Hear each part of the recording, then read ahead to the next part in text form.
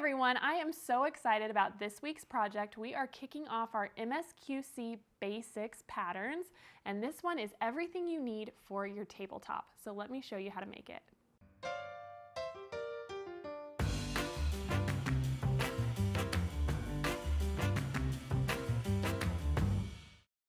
So like I said, we are going to dive into the MSQC Basics tabletop pattern today.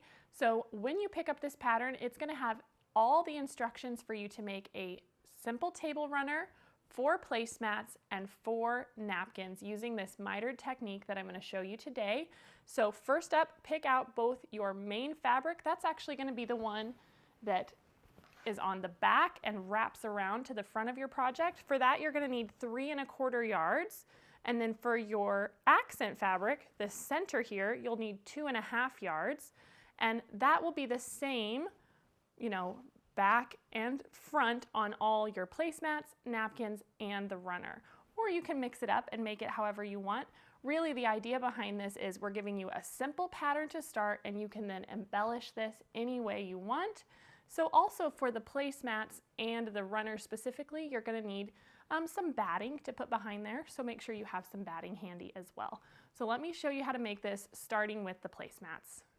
So for this project, I chose this beautiful Essex linen in 2 different colors, and for the main fabric, you are going to need to cut your rectangles for your placemats at 17 by 22, so I've gone ahead and done that for this one here. It's ready to go.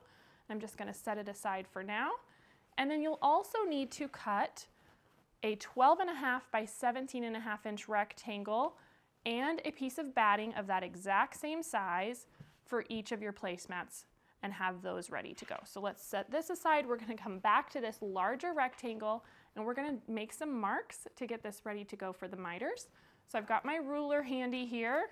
So I'm going to measure a 1/2 inch in on all 4 sides. So I'll start by just laying my ruler along this edge and watching that 1/2 inch mark.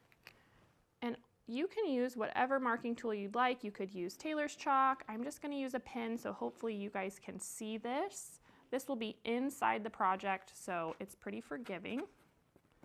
So we're just going to, again, line this up and mark all the way down that edge. And then once you've done that, we're also going to measure in 2 inches and make a mark all the way across. So I'm going to continue this and finish up marking all 4 sides of my project. Okay, so I have marked all 4 sides. You can see a 1/2 inch and then 2 inches, and you'll notice how it overlaps in these corners, and this is all ready to go. And so now we are going to take this to the pressing mat. I'm actually going to bring my pressing mat over here to make sure you guys get a good shot of this. And we are going to start by folding so that our marked sides are still, outside towards us. And I'm just going to line this up on the 45. I'm actually going to flip this over so I have this shorter side and I can make sure it stays lined up. And so I'm just ensuring that that edge and the corner is all straight. And to start with, I'm going to press just this corner here. And then now I'm going to fold this up right along this first 1/2 inch line that we drew. Again, making sure we don't have any shifting. This one kind of slid on me. And so just, I'd say 5 or 6 inches down, we are going to turn this up and we are going to press this. We don't have to go the full distance yet. Just like so. And then now, you'll notice here where these 2 lines are intersecting, I'm going to fold this, and because I've marked both sides, that straight line is going to line up exactly all the way through there. And I'm going to press this again because I'm going to crease that angle that we're creating. That's what I'm trying to do now. And so this might be hard for you to see, but I have a press line that's running right here. So I'm going to take my ruler again, and I'm going to lay it right on that crease, and I'm going to mark again with my pen. And that mark right there is my stitch line. So now let's go ahead and move this out of the way, and we'll take this to the machine and I'll show you how it works. Okay, so we have that line that we marked. Remember, we're going to sew right on that line, not next to it. And I just want to make sure that my fabric down here is all nestled, because this is where that miter is going to take place. So we don't want to have it shifting. The closer it is, the more accurate that miter is going to be. And so let's go ahead and put this under the machine. And you do want to back stitch at the beginning and the end.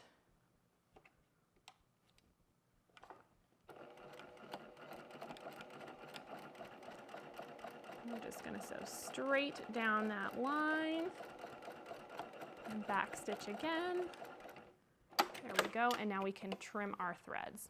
So you can see here, I have used white thread so you can see the stitching, and we sewed right on that. And so I recommend before you trim or do anything, we're going to go ahead and flip this corner just to test it out and see how it's looking.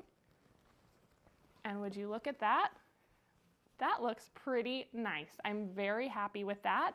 And so now that we know it's all going to turn exactly like we need it to, we can flip this back out and trim off this bulk. And so I'm just going to lay my ruler right along this edge and trim it off using, or leaving, excuse me, a 1/4 inch seam allowance. So you could use your rotary cutter if you want, or you can just use scissors and just eyeball that, just like so. And so now we're going to repeat that on all 4 corners. All right, so you can see here I finished up all 4 of those corners. I also went ahead and pressed these long runs under that 1/2 inch that we marked. So all of my pressing is done, and now we're ready to turn this right sides out. So we can just flip those corners. And if you have a turning tool, it's a great opportunity to make sure they get really sharp. I'm just going to use my fingernails. Just push those out. There we go. Just like so. And you can see how nicely it's already laying. And so now all we need to do is grab that piece of batting and our accent fabric. And these are going to tuck right inside here, and they should fill almost all the way to the edge. They're just leaving a little bit of room around.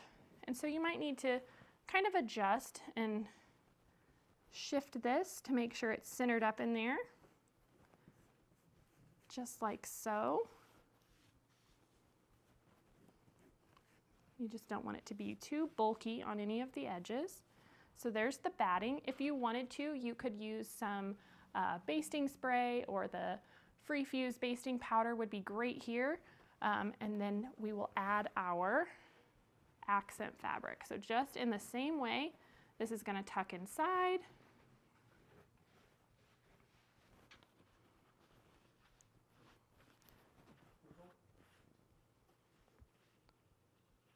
I'm just going to tuck this until it's laying nice and flat.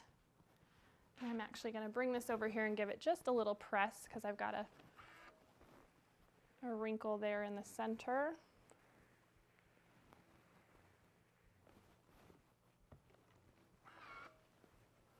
All right, that looks much better.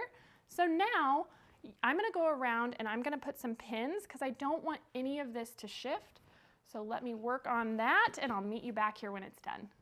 All right, I have lots of pins all the way around this, so now we are ready to take this to the machine, and we are just going to do a nice stitch really close to that edge, because we just want a really beautiful finish. So again, I'm using white thread. On our finished product here, we used a black or a gray to blend in a little bit better, so keep that in mind. You could also do a decorative stitch all the way around here. The fun thing about this pattern is there are really so many possibilities. And I honestly should mention before we stitch this down, you could add embroidery or applique to this inner piece. You could add fun little trim. So just kind of let your heart decide how you want to make these, and don't be afraid to play. So let's go ahead and stitch this down now. So I'm going to start in this corner here. I'm going to go ahead and pull out that first pin.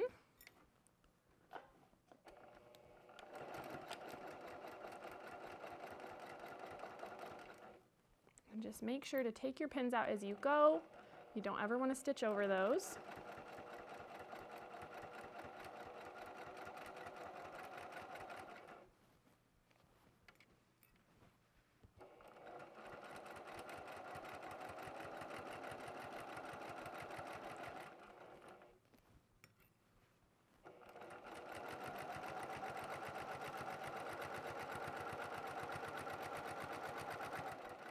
There we go. So as I get to the corner, I'm going to leave my needle down and I'm just going to pivot, and then we can continue stitching all the way around and we'll finish up there at the other end. All right, we have finished stitching all the way around. I'm just going to pull out these last 2 pins. And there you go. That is our mitered placemat. Doesn't that turn out so great?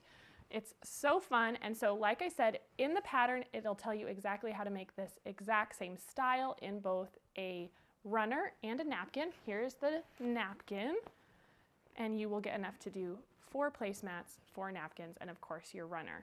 There is also a bonus option in the pattern, so let me show you that. That is just a simple turn and flip style, and so this will actually use even a little bit less fabric.